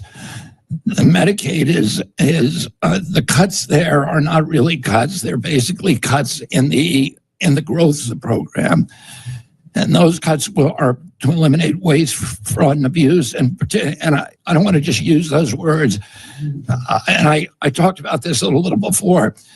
There's 1 million people that we've been able to identify that are collecting Medicaid in 2 different states, which is illegal. There's 1 million people that are collecting Medicaid and Obamacare, which is illegal. There's 1 million illegal aliens who are collecting Medicaid, and they will be eliminated. The remaining people are all people who are able-bodied, who do not want to meet the minimal standards that President Trump is establishing, that they either have a job, they have a part-time job, they're looking for work, or they're getting an education. So I hear your arguments. I have seen evaluations of this program that consider it to go far beyond just that sort of, I support the waste, fraud, and abuse of people double enrolled in various programs. But one of the things, for example, is we had a government efficiency so people could enroll in SNAP and Medicaid at the same time. That's being severed, which makes it, if you're a single parent, you're raising a couple kids, you're working 2 or 3 jobs or minimum wage jobs, at the same time you have to go in every 6 months and revalidate your income, apply for 2 separate programs. I mean, the reality is it's extraordinarily different for ordinary struggling families to do that. And the goal is to cut down the number of people by making it difficult. And I don't think we should make it difficult for folks who are trying to be on their feet and raise kids. I wanted to note that the loss of people enrolled in Medicaid, and I consider health care a right, not something that is you achieve because you're wealthy enough to buy it. I think every developed country but the U.S. has said health care is fundamental to a thriving population. So they strive to make sure everyone can have access rather than trying to create obstacles to access. So I'm concerned about this obstacles to access approach. But where I'm really hearing from are our rural health care clinics and our hospitals, because they are on the edge right now and they are shutting down birthing centers. They did so in Baker. I have a picture of your father when he was in Baker, during his presidential campaign. And so now people have to go down in Eastern Oregon where there's horrific winter storms, an hour to get to a birthing facility, or more than an hour. Anyway, I'm concerned about these rural clinics and hospitals that are on the edge when we shut down, when a lot of people won't be able to pay. If I could interject here, sorry, Senator. My overtime? Yeah, your overtime. Such And Senator Bo's been here the whole time, and the Secretary's up against those hospitals. A hard I'm stop. happy to talk to you. I appreciate that your civility in here today, and I'm very, very anxious. I agree with you on all the issues that you talked about. If you call my office and want to talk about it, I will absolutely follow up. Thank you very much. Okay, Senator. Thank you, Madam Chair and Ranking Member, again for having this important hearing. Thank you, Mr. Secretary, for being here. Cancer remains one of the leading causes of death in the U.S., as you know, and early detection through screening is critical to improve outcomes, reducing long-term health care costs. The national... I didn't hear what you said. I said that early detection through screening of cancer is critical to improving outcomes and reducing long-term health care costs. I'll try not to mumble. So National Cancer Institutes are designated cancer centers that deliver cutting-edge cancer treatments to patients in communities across the United States. Yet there are no NCI-designated cancer centers in Arkansas, Mississippi, or Louisiana, states with some of the highest cancer and mortality rates in the country. Arkansas has been working really hard on that designation for the last several years. We know that strong federal partnerships are essential. We really would like your help as we go forward with that, again, in providing this ability.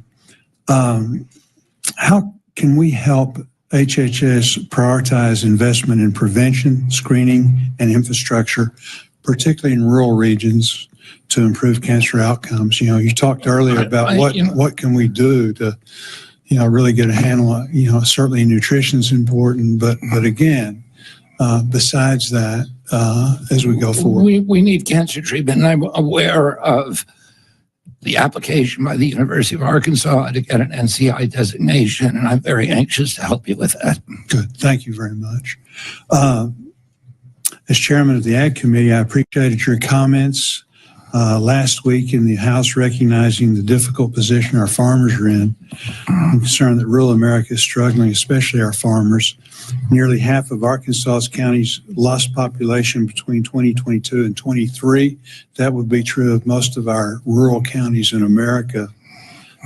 Farmers and rural Americans often face barriers to accessing health care and including provider shortages and transportation challenges. Providers in rural communities struggle to keep the doors open, leading to gaps in care. Programs like the Rural Residency Planning and Development Program will be especially effective in helping train and retain physicians in underserved rural areas. We're in the process now of working on a farm bill, doing some things to support not only the farmer, but rural America in general. How can we partner with you? How can we partner with the HHS to develop sustainable health infrastructure that ensure that federal policies help attract and retain providers in healthcare deserts? We have a number of programs under HRSA that are intended to do just that. One of them is the 340B program, which is very controversial. It's now under litigation. But we understand the importance of that program to rural hospitals. The GME program, which is designed to get providers, badly needed providers, into those regions. I would also stress that we're about to see a revolution in AI, and AI. I had a showcase of an AI nurse yesterday, which is just an extraordinary innovation that could revolutionize health delivery in rural areas. We met with companies that are building apps that are now used by millions of people that give direct access to health records and give transparency and the ability for people to immediately discern, and wearables also give the capacity for people immediately to discern which direction they're going in on a whole parade of metrics. And allow you to, even as you eat food, to in real time evaluate what it's doing to your body and to take control of health. And I think in rural areas, particularly those areas that don't have access to hospitals, that it's going to revolutionize. I'm very excited about that as an innovation that can transform rural healthcare. But I also understand we got to keep those institutions in those regions because they're important economic drivers. And for people who really do need to visit an urgent care or an emergency room, they're life-saving. So I want to work with you and do everything that I can. And the other senators, both Democrats and Republicans, want to make sure that the 60 million Americans who live in rural areas and who are critical to our culture, to our economy, to our history, and to every other value, that it's critical to keep them in those areas and healthy. Thank you very much. Thank you, Madam. Thank you, Mr. Secretary. I know you have a hard stop at noon, but we've got one more question here. Senator Schatz, and then we will wrap up very quickly. Thank you. Thank you, Chair. Thank you, Secretary, for the extra 5 minutes. Good to meet you. I want to tell you a little bit about my dad. Dr. Irv Schatz was the first physician on the record to question the ethics of the Tuskegee experiments. For years, the United States Public Health Service withheld penicillin from African-American men with syphilis to, quote, study the disease process. And so I'm thinking of my dad when I ask about a statement you made during last week's HELP hearing questioning the recommended childhood vaccine schedule and implying that these vaccines should be tested in children against a placebo control like a saline shot. I just want you to know this is not a gotcha. I'm hoping that I misunderstand what you're talking about. Placebos exist, placebo-controlled trials exist in the existing vaccine approval process. Are you suggesting something different than that? There are placebo-controlled trials, Senator. And by the way, my uncle, Ted Kennedy, in 1975, held the hearings that ended the Tuskegee experiment. And so I'm very, very familiar, and I've met some of the people who actually suffered from that. Under the current vaccine schedule, none of the vaccines, with the exception of COVID, have ever experienced a safety trial pre-licensure that involves an inert placebo. None of them. COVID's the only one. And I don't think that it's ethical to go back and retest those vaccines against a placebo, if that's what you're suggesting. That's what I'm trying to clarify. And No. But you know what? The Cochrane collaboration in 2016 published a study that showed that the predictive capacity of placebo-controlled trials, which are the gold standard, is actually not any better than good observational trials and retrospective trials. So we can do those kind of studies without subjecting people to an unethical experiment. That's all I wanted. This is not a gotcha. I wanted to just clarify that we're not contemplating population-wide studies. Okay, great. And they do, just to clarify, they do have efficacy tests against placebos, but they don't have safety testing. It's a biological fact that as an Ashkenazi Jew, I'm more likely to carry the Tay-Sachs gene. We know that rural Americans are less likely to receive preventative health services than people who live in cities. We know that liver cancer is more than twice as common among Asian Americans than white Americans. I just want to clarify, as the administration attempts to root out what they consider to be DEI, that we are not characterizing biological differences between the sexes, among races, among people who live in different parts of the country, and the study of those, because obviously in the administration of care, whether it's medicine or other health care, we want to know how different people respond to different courses of treatment or preventative care or whatever it is. I'm assuming you don't think that's DEI. Is that fair? No, absolutely not, Senator. And, you know, I was talking before you got in here that we worked with Senator Tim Scott on a very, very innovative program that we approved 3 weeks ago in South Carolina to deliver a new cell therapy to people, to every person in South Carolina who has sickle cell disease. Right. There are all kinds of diseases that affect certain races that have manifest sexual dimorphism, and that's nothing to do with DEI. Okay, so I think the challenge is, and this is not just your agency, but really government-wide, is that the first cut at eliminating, scrutinizing, freezing, reforming grants, projects, lines of funding has been this basically sophisticated version of Control F, where you look for the word gender, or you look for the word race, or you look for the word equity. And I would just ask you to relook through your departments at whether or not some of this stuff got swept up accidentally.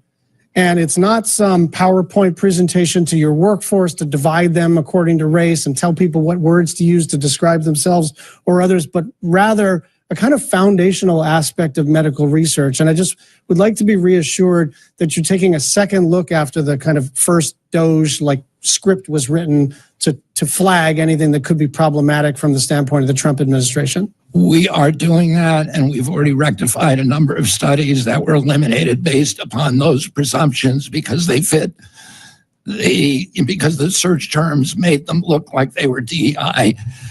And when that happens, people call me, and I call Jay Bhattacharya, and I say, will you take another look at this? And in several cases, he's reinstated them. We do not want to lose that kind of science. Thank you.